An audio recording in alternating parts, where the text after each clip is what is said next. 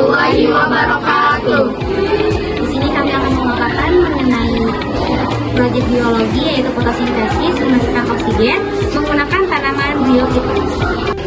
Latar belakang, fotosintesis adalah proses biokimia yang sangat penting bagi semua tumbuhan, termasuk tumbuhan sederhana seperti birofita atau lumut. Birofita tidak memiliki struktur vaskular yang kompleks seperti tumbuhan tingkat tinggi, namun mereka tetap mampu melakukan fotosintesis untuk menghasilkan energi. Proses ini memungkinkan biofita untuk mengubah karbon dioksida atau CO2 dan air H2O menjadi glukosa C6H12O6 dengan bantuan cahaya matahari, serta melepaskan oksigen O2 sebagai produk sampingan. Birofita biasanya ditemukan di lingkungan yang lembab dan teduh, yang mempengaruhi intensitas cahaya yang diterima.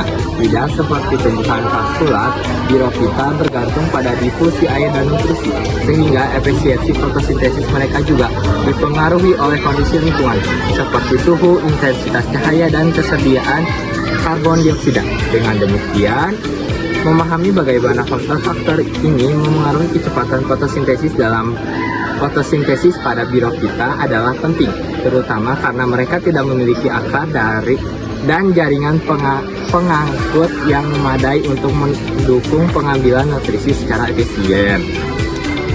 Percobaan yang dilakukan oleh Jan Inhouse telah menunjukkan bahwa tumbuhan menghasilkan oksigen selama fotosintesis. Dalam percobaannya, Inhouse menggunakan tumbuhan air untuk menunjukkan bahwa tumbuhan melepaskan gelembung oksigen ketika terkena cahaya. Percobaan tersebut dapat diterapkan pada birofita untuk melihat bagaimana perubahan suhu, intensitas cahaya, dan konsentrasi NaHCO2 sebagai sumber karbon dioksida mempengaruhi kecepatan fotosintesis mereka. Birofita adalah model yang menarik karena kesederhanaan struktural mereka memungkinkan untuk mempelajari fotosintesis pada organisme yang tidak memiliki sistem pengangkutan yang kompleks. Oleh karena itu, percobaan ini bertujuan untuk mengukur kecepatan fotosintesis pada birofita dengan variasi perlakuan terhadap suhu, intensitas cahaya, dan konsentrasi NaHCO2. Hasil dari percobaan ini diharapkan dapat memberikan pemahaman lebih lanjut mengenai faktor-faktor yang memengaruhi fotosintesis pada tumbuhan non-vasikular seperti birofita, serta membantu memahami adaptasi mereka terhadap lingkungan yang lembab dan teduh. Yang kedua, rumusan masalah. Apakah dalam fotosintesis dihasilkan oksigen? Apa saja faktor yang mempengaruhi oksigen? Yang ketiga, tujuan penelitian. Untuk mengetahui apakah fotosintesis menghasilkan oksigen, untuk mengetahui apa saja faktor yang memengaruhi fotosintesis. Yang keempat, manfaat penelitian. Dapat membuktikan bahwa dalam proses fotosintesis dihasilkan oksigen, dapat mengetahui faktor-faktor yang mempengaruhi fotosintesis untuk mengetahui proses fotosintesis secara langsung. Jauhan pustaka. Birofita yang meliputi lumut daun dan lumut tanduk merupakan tumbuhan tingkat rendah yang juga melakukan fotosintesis seperti tumbuhan tingkat tinggi. Fotosintesis adalah proses biokimia yang mengubah energi cahaya menjadi energi kimia yang disimpan dalam bentuk karbohidrat. Tumbuhan biofita mengandalkan pigmen klorofil yang terdapat di sel-sel mereka untuk menangkap energi cahaya dan menggunakannya dalam proses sintesis senyawa organik. Biofita memiliki struktur tubuh yang sederhana tanpa akar, batang, dan daun sejati. Mereka umumnya hidup di lingkungan yang lembab, di mana air berperan penting dalam proses penyerapan karbon dioksida atau CO2 dan distribusi nutrisi. Meskipun struktur tubuh biofita tidak kompleks, kloroplas yang mengandung klorofil di dalam sel-sel mereka mampu menjalankan fotosintesis seperti pada tumbuhan yang lebih maju. Fotosintesis pada biofita menggunakan cahaya matahari, air atau H2O dan karbon dioksida atau CO2. Produk ini menghasilkan oksigen O atau O2 sebagai produk sampingan dan glukosa atau C2 H12 dan O6 sebagai sumber energi. Energi yang ditangkap oleh klorofil dalam kloroplas digunakan untuk mereduksi karbon dioksida menjadi glukosa melalui serangkaian reaksi kimia yang dikenal sebagai reaksi terang dan reaksi gelap. Reaksi terang terjadi di membran tilakoid kloroplas, di mana energi cahaya diserap oleh pigmen fotosintesis 1 dan 2. Pada biofita, fotosintesis ini bekerja mirip dengan tumbuhan tingkat tinggi, dengan fotosistem 1 menyerap cahaya pada panjang gelombang 700 mm dan fotosistem 2 pada 680 mm. Proses ini memecah molekul air menghasilkan oksigen, elektron, dan proton.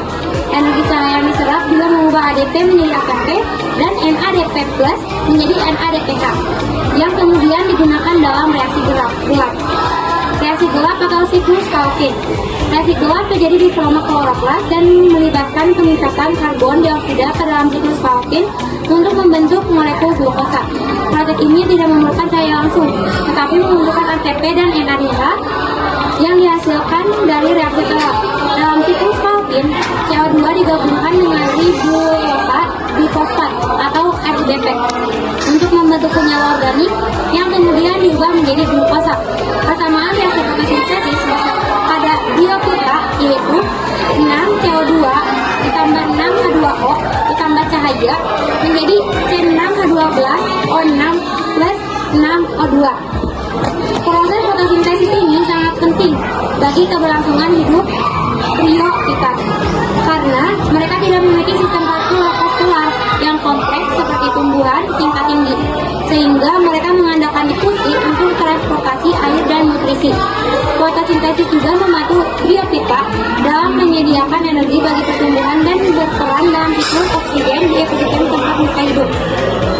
Dengan demikian, meskipun biofita merupakan tumbuhan sederhana, proses fotosintesis yang mereka lakukan serupa dengan tumbuhan tingkat tinggi, yakni melalui penyerapan cahaya matahari dan penggunaan klorofil untuk mengubah energi cahaya menjadi energi kimia dalam bentuk glukosa. Faktor-faktor yang mempengaruhi fermentasi. Proses fermentasi dipengaruhi beberapa faktor, yaitu faktor yang dapat memengaruhi secara langsung seperti kondisi lingkungan maupun faktor yang tidak memengaruhi secara langsung, seperti terganggunya beberapa fungsi organ yang penting bagi proses fotosintesis. Proses fotosintesis sebenarnya peka terhadap beberapa kondisi lingkungan meliputi kehadiran cahaya matahari, suhu lingkungan, konsentrasi karbon dioksida atau CO2. Faktor lingkungan tersebut dikenal juga sebagai faktor pembatas dan berpengaruh secara langsung bagi laju fotosintesis. Faktor pembatas tersebut dapat mencegah laju fotosintesis mencapai kondisi optimum meskipun kondisi lain untuk fotosintesis telah ditingkatkan.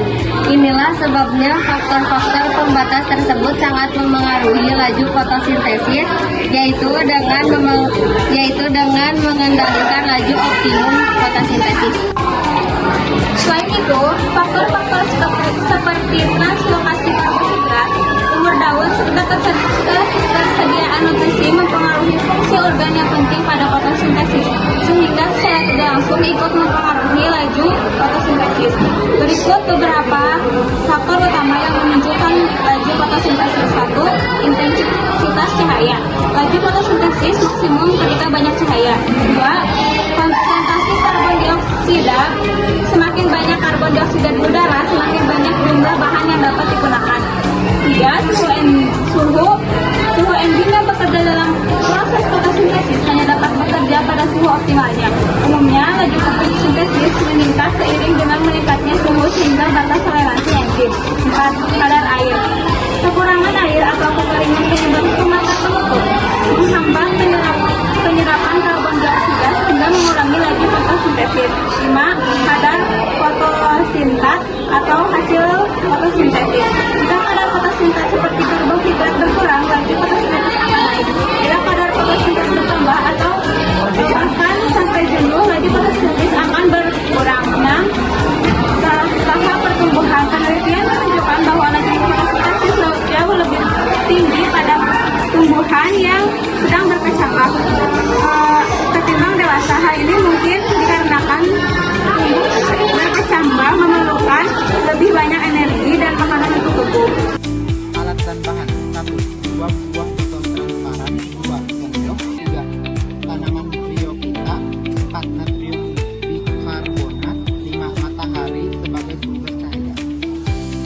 Langkah pertama, siapkan 2 botol bekas beri tanda A dan tanda B. Setiap botol diisi air sesuai tanda yang sudah diberikan. Untuk tanda A isi dengan NaHCO3, sedangkan tanda B tanpa NaHCO3 dan masukkan tanaman Bryophyta. Lalu tutup kedua botol tersebut hingga rapat, lalu balikan botol dan simpan kedua botol di tempat yang terdapat cahaya mataharinya.